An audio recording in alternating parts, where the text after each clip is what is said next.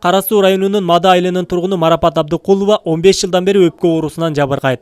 6 айда бир жолу ооруканага жатып дарыланбаса дем алуусу начарлап, оорусу күчөйт. Шаар аймагында өпкө оорулары көп болгондуктан ооруканага жатуу үчүн 10 күнгө чейин кезек күтүп, араң дарыланып кеткен бейтаптар бар. Анан эми 2 күндөн кийин кел, 1 аптадан кийин кел деп баягы лечебный врачың менен дайым бир врачтан лечение кылгын келет. Ал ушундай азыр палатан бош эмес эле десе майлы деп үйдөн дары дармек кылып берет, ошону алып турабыз. Үйдөн анан место бошогондо келип жата калабыз. Эми больной көп да.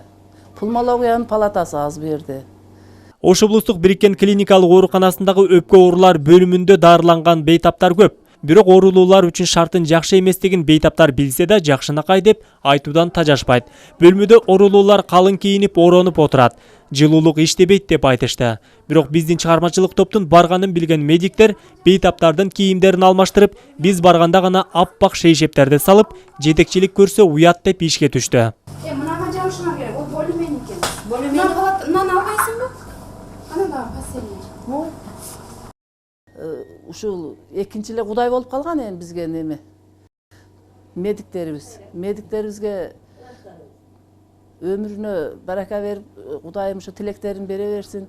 Облустук оорукана жылына 1000ге чукул өпкө оорулууну дарылай тургандыгын билдирет. Жалпы Кыргызстанда 200 000 адам өпкө илдетине чалдыккандыгын адистер кооптонуу менен айтышат.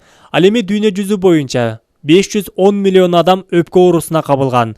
Мында 100 000 калктын ичинен күнүнө 145 адам мерт кетип турат. Кыргызстанда бүткүл дүйнө жүзүндө өпкө оорулар өсүүдө. Анын ичинде Кыргызстандын ушундай өпкө оорулары өсүүсүнүн негизинде бизде приказ чыккан. Кыргыз министрлигинин 198 приказы 23 марттан 16 жылы жаңы приказ. Эл аралык деңгээлдеги медиктер Кыргызстанда бул илдеттин өсүшүн тажрыйбалуу адистердин айыл шартында жоктугу менен түшүндүрөт. Ошондой эле бейтаптар да убагында дарыгерге кайрылбайт.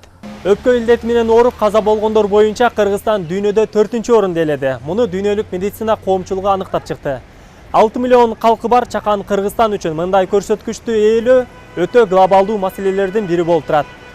Медиктердин айтымында илдет менен көбүнчө тоо шартында жашаган мекендештерибиз ооруп жатат. Алар үйдүн ичинде чылым чегип, анын запкысын жакындары көрүп жатат. Өпкө илдетинин 7ге жакын түрү бар. Оору негизи чылым чегүүдөн таркап күчөйт. Расмий маалыматтарга ылайык Кыргызстанда калктын 3/4 бөлүгү тамеки чегет. Адистер жылдан жылга аялдар жана жаштар арасында чылым чеккендердин саны өсүп жаткандыгын ырасташууда. Өзгөчө Кыргызстанда тамеки тарткан кыздардын саны 8 жылда 3 эсеге көбөйгөн. Көчөдө жаштарды көп көрөм. Сабактан кийинки учурларда парктарда отуруп, эч качан жанынан улуу муун өтүп атабы, эч кандай сезип койбойт да, ачык эле. Алар оюнда мода деп элестетип атышат да. Бул ушул биздин эл ушул терс жактарды тууроодо. Учурда Саламаттыкты сактоо министрлиги тарабынан өпкө ооруларын дарылоо боюнча 4 жылдык программа кабыл алынды. Эми өпкө оорулары катталган алыскы аймактарга көңүл буруу күчөтүлөт жана дары-дармектерди акысыз берүү иштери каралат. Жерлерде үй-бүлөлүк дарыгерлердин, пулмонологдордун, фельдшерлердин билимин, өнүктүрүү билимин ошо өстүрүш керек да. Кандай оору бул эмне деген деп. Андан кийинкиси ошол жерлерде бизде аппаратуралар бар. Рентген, спирометрия, пиклометрия деген аппараттар менен камсыздоо болуп жатат. Көптөгөн оорунун булагына айланган чылым чегүү жаштар арасында абройлуу көрүнөт. Бирок алар ден соолугуна коркунуч келгендигин эске албайт. Шаар аймагындагы кандай гана дүкөндөр болбосун, акчасын берсе 10 жаштагы мектеп окуучусуна деле тамеки саткан фактылар токтой элек.